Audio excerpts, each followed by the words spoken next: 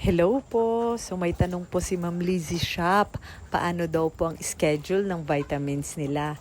Bale po, for your information po, 4 days pa lang po ang ating mga RTL na chicken.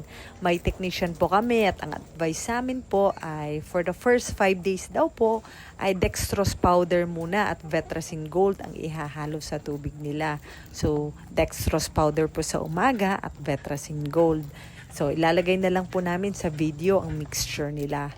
So, after 5 days po, dito na po tayo mag-i-start na magbigay ng vitamins nila, which is yung Vitamin Pro.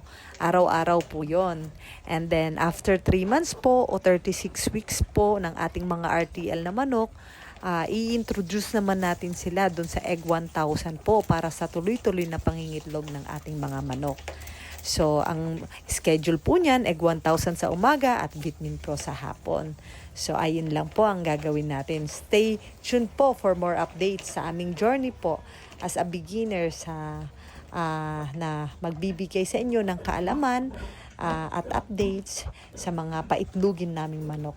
Maraming salamat po and thank you for watching.